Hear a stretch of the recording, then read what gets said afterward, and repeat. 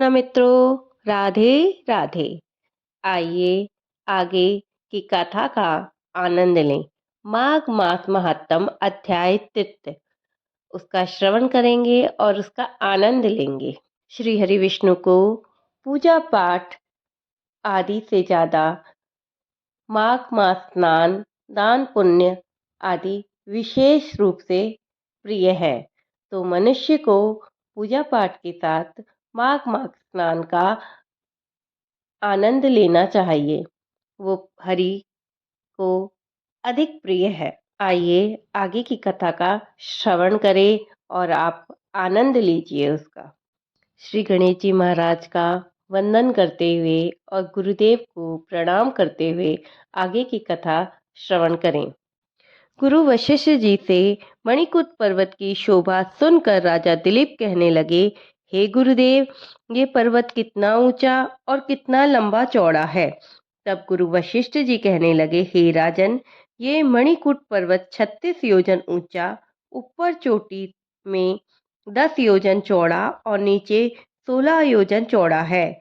ये मणिकूट पर्वत हरी, चंदन, आम, मदार, देवदार और अर्जुन के वृक्षों से सुशोभित है। अकाल पीड़ित महर्षि भृंगु उस परम रमणीय क्षेत्र पर्वत को देखकर बहुत प्रसन्न हुए और उन्हें वहीं अपना आश्रम बना लिया।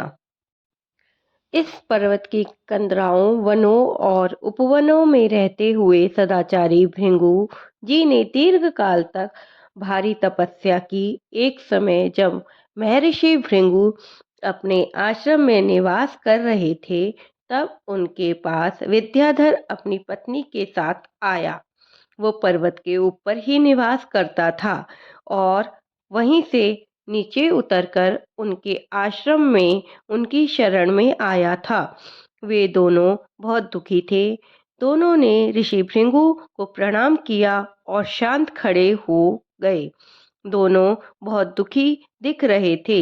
उनकी इस अवस्था को देखकर महर्षि ने पूछा, हे पुत्र, दुख को छोड़कर शांत मन से मुझे बताओ, तुम दोनों इतने दुखी क्यों हो? ऋषि के प्रेम भरे शब्दों को सुनकर विद्याधर कहने लगा, हे महर्षि, मेरे दुख का कारण सुनिए। मैं अपने पूर्व जन्म में किए महान पुण्यों का फल पाकर देवलोक में गया।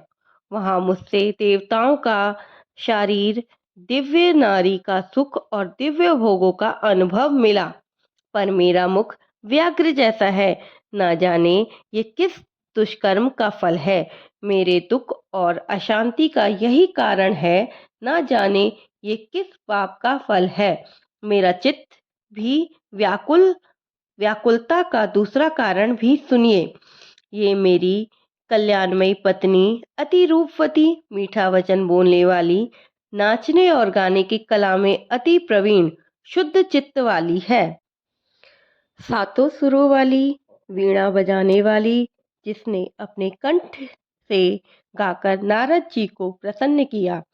नाना स्वरों के नाद से वीणा बजाकर कुबेर को भी प्रसन्न किया। अनेक प्रकार के नाच ताल से शिवजी महाराज भी अति प्रसन्न और रोमांचित हुए।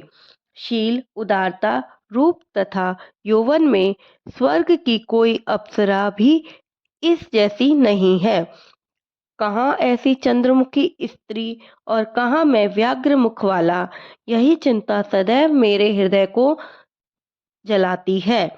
विद्याधर के ऐसे वचन सुनकर तीनों लोकों की भूत, भविष्य और वर्तमान की बात जानने वाले तथा दिव्य दृष्टि वाले ऋषि भृंगु कहने लगे कि हे विद्याधर, कर्म के विचित्र फलों को प्राप्त होकर ज्ञानी पुरुष भी मोह को प्राप्त हो जाते हैं। याद रखो, मक्खी के पैर जितना विष भी प्राण ले लेता है। छोटे छोटे पापों का फल बहुत दुखदाई हो जाता है। तुमने पूर्व जन्म में माघ के महीने में एकादशी को उपवास करके द्वादशी के दिन शरीर में तेल लगा लिया था। इससे तुम्हारा मुख व्याघ्र के समान हो गया। इस तरह पुण्यमयी एकादशी का व्रत करके द्वादशी को तेल खाने से पूर्व काल में इलानंदन पूर्व पुरुरवा को भी कुरूप शरीर प्राप्ति हुई थी। वो हमेशा अपने कुरूप शरीर को देखकर बहुत दुखी होता था। फिर एक समय वो गिरिराज हिमालय पर्वत पर जाकर गंगा जी के किनारे स्नान आदि से पवित्र होने के बाद प्रीतिपूर्वक कुशा के आसन पर बैठकर उसने भगवान के कमल नेत्र शंख चक्र गदा पद्म आदि धारण किए हुए पीतांबर पहने वनमाला धारण किए हुए विष्णु जी के रूप का ध्यान करना आरंभ किया।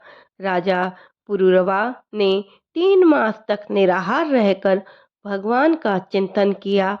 इस प्रकार 7 जन्मों में प्रसन्न होने वाले भगवान राजा के 3 महीने के तप से ही अति प्रसन्न हो गए और माघ मास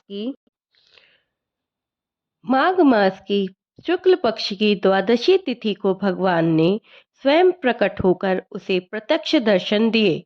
उस समय सूर्य मकर राशि में थे। उस समय भगवान वासुदेव ने बड़ी प्रसन्नता के साथ अपने शंख के जल से राजा को पवित्र किया। भगवान ने उसे बहुत सुंदर देवताओं का सा स्वरूप दिया। उसका रूप इतना मनोहर था जिसको देखकर उर्वशी भी उसकी ओर आकर्षित हो गई और उसने राजा पुररवा को पति रूप में प्राप्त करने की इच्छा की। इस प्रकार राजा पुररवा भगवान से वरदान पाकर धन्य होकर अपने नगर को वापस लौट आए। इसके बाद महर्षि भृगु कहने लगे कि हे विद्याधर, कर्म की गति ऐसी ही है, इसलिए तुम क्यों दुखी होते हो? यदि तुम अपना ये राक्षसी रूप छोड़ना चाहते हो तो मेरा कहना मानकर जल्दी ही पापों को नष्ट करने वाली मणिकूट नदी में जल के माघ मास में स्नान करो। यहाँ पर ऋषि सिद्ध देवता निवास करते हैं। माघ स्नान पुराने पापों का नाश करने वाला स्नान है। तुम्हारे भाग्य से माघ मास आने वाला ही है। आज से 5 दिन के बाद ही माघ मास आरंभ हो जाएगा। अब मैं इसकी विधि बतलाता हूँ। तुम पोष की शुक्ल पक्ष की एकादशी से ही इस व्रत को आरंभ करो और भूमि पर सोना और 1 महीने तक निराहार रहकर तीनों समय स्नान करना। सब भोगों को त्याग कर तीनों समय भगवान विष्णु का पूजन करना। हे विद्याधर, जिस दिन माघ शुक्ल एकादशी आएगी उस दिन तक तुम्हारे सारे पाप जलकर भस्म हो जाएंगे। फिर द्वादशी के पवित्र दिन पर मैं अभिमंत्रित जल से अभिषेक करके तुम्हारा मुख कामदेव के समान सुंदर कर दूंगा। फिर देवमुख होकर तुम अपनी पत्नी के साथ सुखपूर्वक रहना। हे विद्याधर, याद रखो, माघ स्नान से सभी तरह की विपत्तियों का नाश होता है और माघ के स्नान से सब पाप नष्ट हो जाते हैं।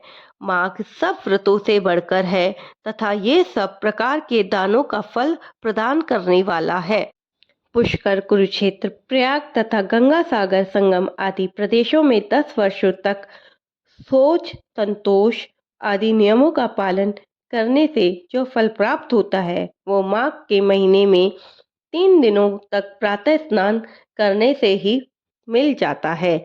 जिस मनुष्य के मन में दीर्घकाल तक स्वर्गलोक के भोग भोगने की अभिलाषा हो, उन्हें सूर्य के मकर राशि पर रहते समय जहाँ कहीं भी जल मिले प्रातः काल स्नान करना चाहिए। दरिद्रता, पाप और दुर्भाग्य रूपी कीचड़ को धोने के लिए माघ स्नान के सिवा दूसरा कोई सरल उपाय नहीं है। जैसे कामधेनु और चिंतामणि मनोवांछित भोग देती हैं, उसी प्रकार माघ स्नान सब मनोरथ को पूरा करता है। पाप दरिद्रता से बचने के लिए मनुष्य को सदा यत्न से माघ मास का स्नान करना चाहिए। स्नान करने वाला इस लोक तथा परलोक में सदा सुख पाता है।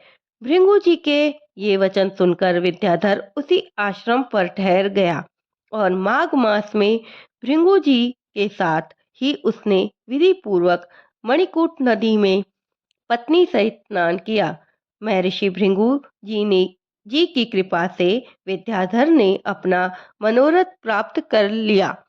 फिर दोनों देवमुख होकर मणि पर्वत पर अपनी पत्नी के साथ आनंद पूर्वक रहने लगे।